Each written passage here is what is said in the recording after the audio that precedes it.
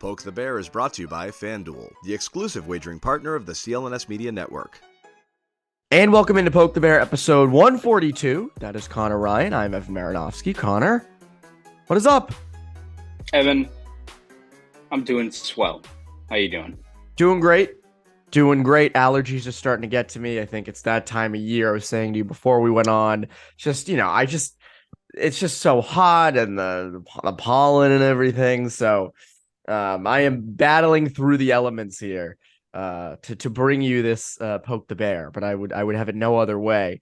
It's the end of the regular season, and what a journey it was. I mean, my goodness. You just look at, you don't need me to tell you, Jack Edwards at the end of the broadcast was just rattling on and on and on stats and everything. Legend says that he is still in the booth up in Bell Center, still running through an entire encyclopedia of stats. So he's not stopped. He's just at the part of the roster. He's at the D, the D. He's at Dmitry Orlov talking about his stats. He's got a long way to go.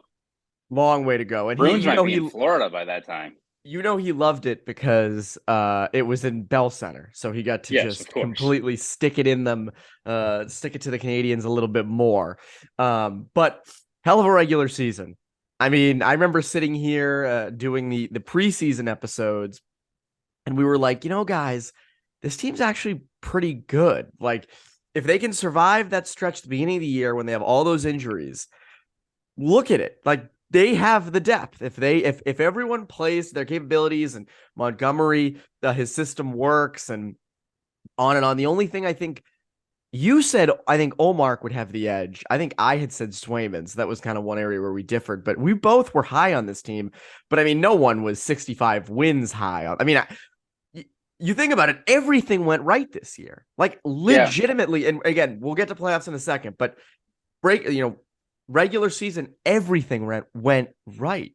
Yeah, I think you look at it right, and we look at looking into the playoffs, and I think for weeks now we've talked about, all right, let's get rolling here. We already know where they are, where they're going, all this stuff. Let's hurry on. But I think it's important just to recognize, as you said, just what an accomplishment this year was. And I think when we look back on it, I think our line of thinking, Evan, was we looked at just the various segments of the roster and how much of a lift they'd get from Bergeron being back, obviously, Krejci coming back, and Montgomery. And I think we talked about that, even if we didn't at the time know what Montgomery was going to provide, just having a new coach, a fresh perspective, those things just get a little bit, you draw a little bit more out of every single player. It's kind of like the Celtics last year had a coaching change and, obviously did not end well, but in terms of what a fresh voice and a new system brings, it just gets a little bit more out of every player. And I think when we looked at the stuff that needed to go right, it wasn't like the 23 Red Sox where this needs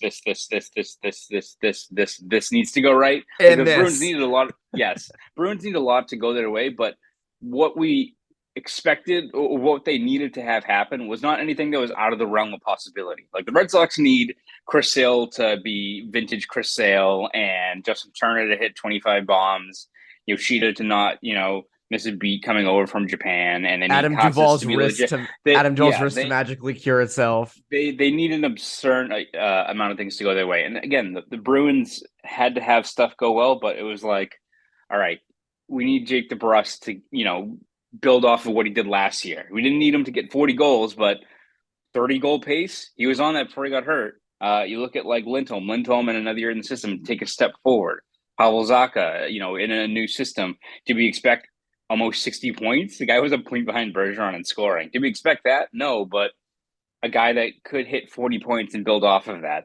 Frederick, with a new system with Montgomery, could he build off of it? You look at the way the defense was structured with Lindholm another year into it. All these things weren't anything that, I think where the Bruins got individually with all these players, we didn't expect it to, be Lindholm being a Norris candidate. Zacha almost 60 points, but I think we all expected each of those players in their role to take just a little step forward, and they did that. And I think you see that's why this team is so deep as it is, because just so many players pulled on the rope in various points. We can look at Pastrnak with 60 goals, and we can look at Ullmark and Swayman, how fantastic they've been, and guys like Bergeron haven't missed a beat. But I think when you just look at so many guys took steps forward, it's impressive. It's one thing where I think if you look at old Bruins teams from even just a few years ago, you almost have these like 95 ranked players, and then it'd be like a dip, and you've got a lot of like 70s. You've got like Yes. you got a 98, a 95, a 94, 92, 91, 88, 88, 88, 87, 85. Like you've got so many Yes. guys that have played in that are, key roles to this team. I mean, even I think you just look at the last 2 weeks where the Bruins have been resting guys and they still win 15 or 16 to close out the year. If David Krejci gets hurt in previous years, we're hitting the sirens, and they haven't missed a beat with a guy like Zacha stepping in there with next to Bertuzzi. So it's just a testament to just how much depth this team has. And again, we're ready for the playoffs. I think we're ready to get past the regular season, all these things, but it definitely should be recognized in terms of just what they did over such an extended stretch this year.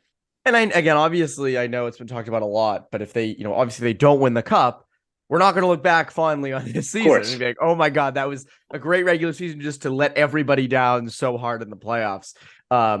Before we get into playoff stuff and some Bergeron and Ullmark things, as you were mentioning guys like Zacha and Lindholm and Ullmark, even Frederick and DeBrusk, we expected David Pastrnak to have a huge year, still, went past above and beyond what we thought he would do.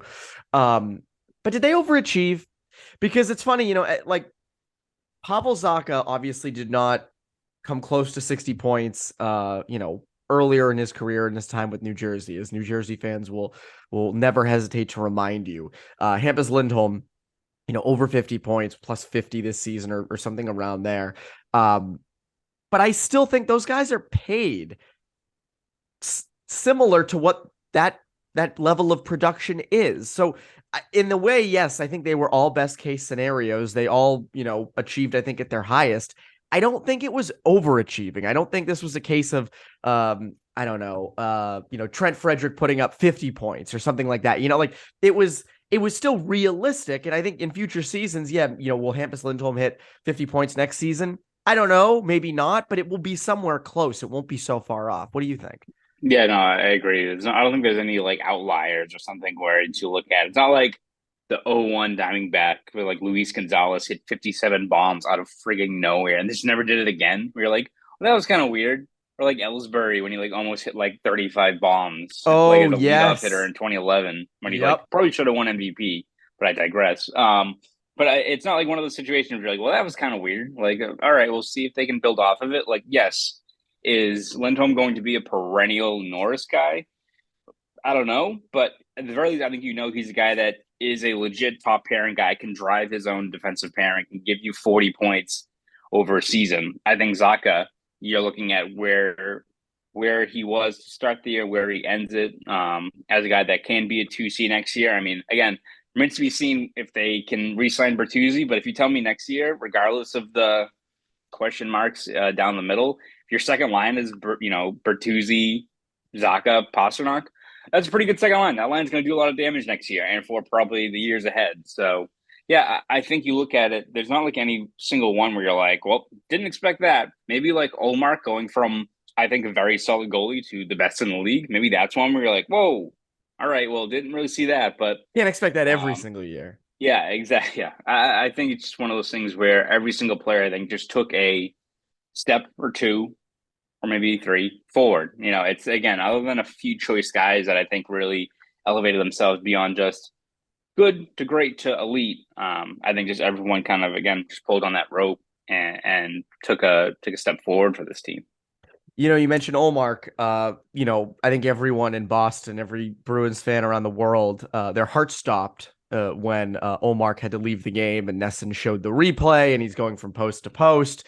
And it's not exactly looking great. It was funny on Thursday night on NBC, Felger goes to me. He's like, what's the real reason that what does Linus Ullmark really have? Like, what's the real injury here? And I'm like, give me the x-rays of it. What do you, Dr. Marinofsky, what do you think? And I gotta be honest, obviously doesn't look good. He'll be back on the ice. Montgomery said Friday, the day we're recording in the morning, on Friday, and Bergeron left the game against Montreal on Thursday as well, which also didn't look amazing. His whole family's there. But again, precautionary stuff. They said Ullmark was precautionary. They said he'll be back skating. Ullmark concerns me a little more in the sense that, like, it would suck if they lost in the playoffs. And on breakup day, Ullmark said, yeah, I've been dealing with this ever since that play happened. And everyone's like, damn. Like, and then you start second guessing, should he have been playing the rest of the season? Again, I'm going way far in the future here, but I still think it's something to keep a little eye on. Is there any lingering thing there with Ullmark? But as we've said multiple times, you have a pretty good backup option, Jeremy Swayman. So I think even if Ullmark has to take a game off, needs time to recover or rest or whatever, it's not Yaroslav Halak back there or Bruins legend Manny Fernandez, 0809 legend. Yes. You have Jeremy Swayman there, who I do think provides a good service for the Bruins. Yeah, exactly. I think you've kind of got your bases covered there. And it's something that I think even Montgomery mentioned, that it's not often you see a team have to turn to 2 goalies in the playoffs, but it has worked in the past. I think, did Grubauer start the Caps Cup run? Right? I think he did, right? He did. Like, again, that's one where it kind of went south.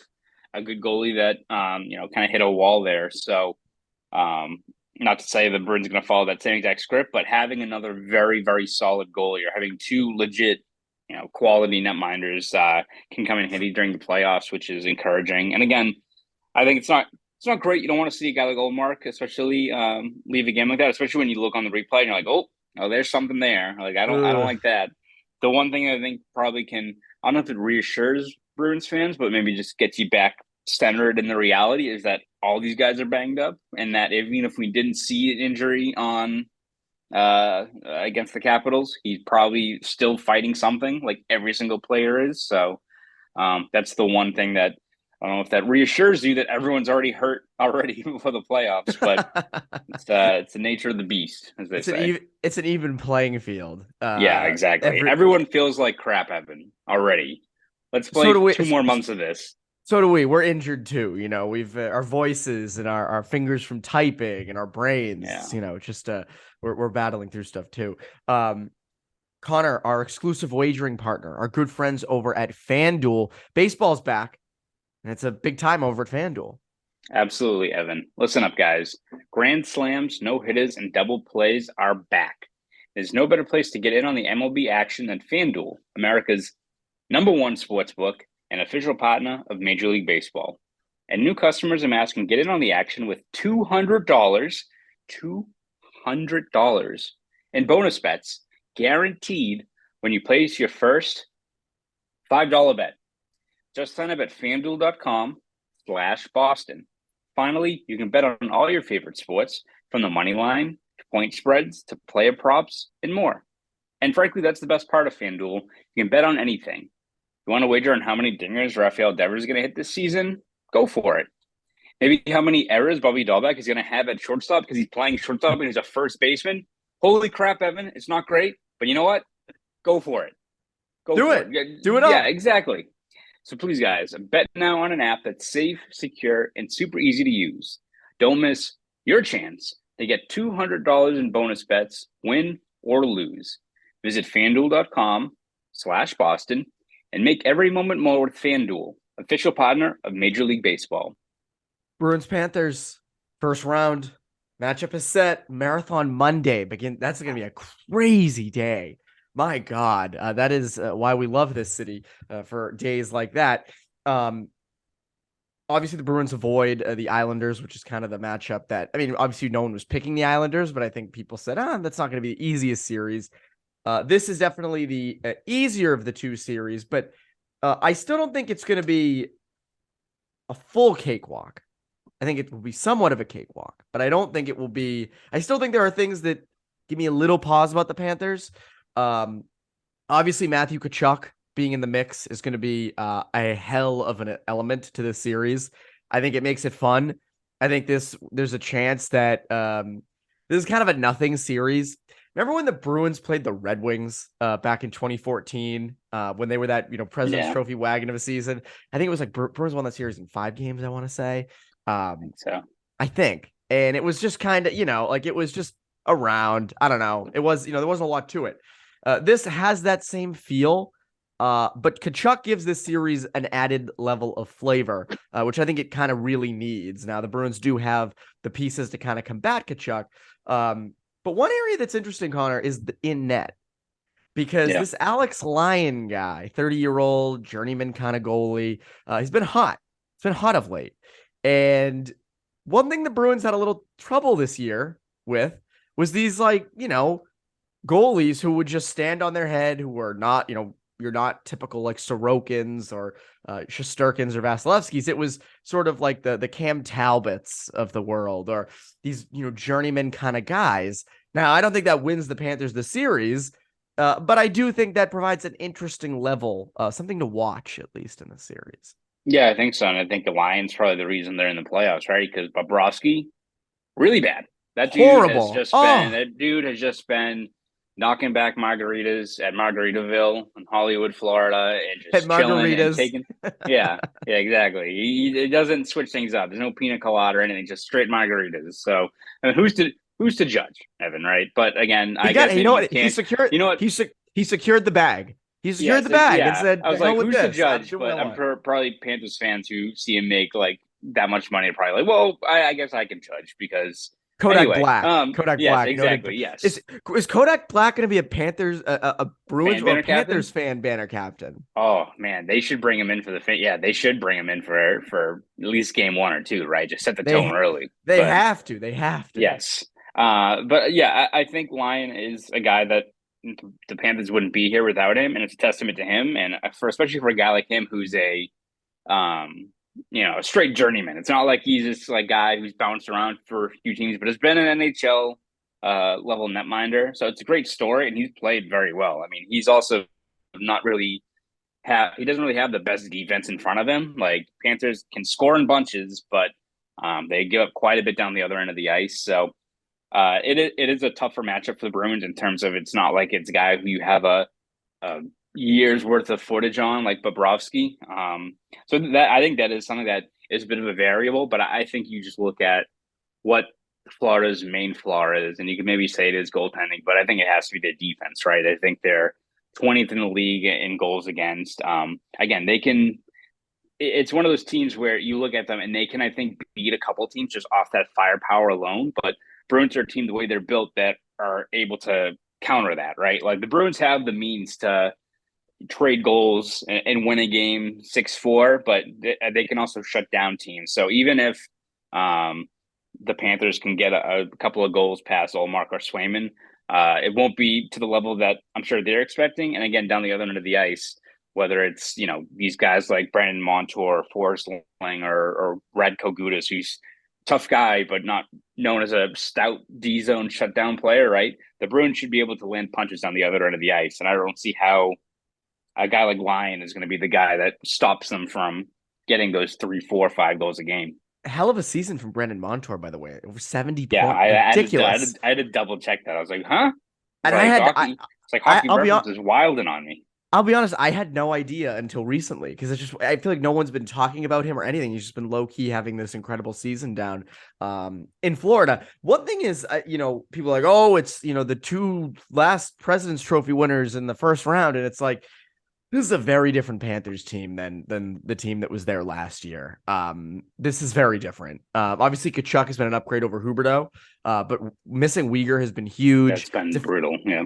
Defensively, they just haven't been that great. In net, there's, again, as we said, Lyon's been good, but like Bobrovsky's not been great. They really don't have much going on in net. So like, this is a much worse team. They also lost pieces in the offseason. That third liner who went to Dallas. I'm blanking on who Marchment had like 50 points last year. Like they were a team that overachieved heavily last year. And this year kind of just fell back to earth a bit. And it's funny because there were people at the beginning of the year being like, oh, they're back to first place again. And it's like, take a look at that roster. I don't think that's going to be the case with them this year. It's funny, like looking at the other matchups around the league, you have Devils, Rangers, and which is going to be I think that's going to be fun as hell. That's going to be fun as hell. But I think it's a good thing. The Bruins have earned the right to not have an exciting series in the first round. That's what you want.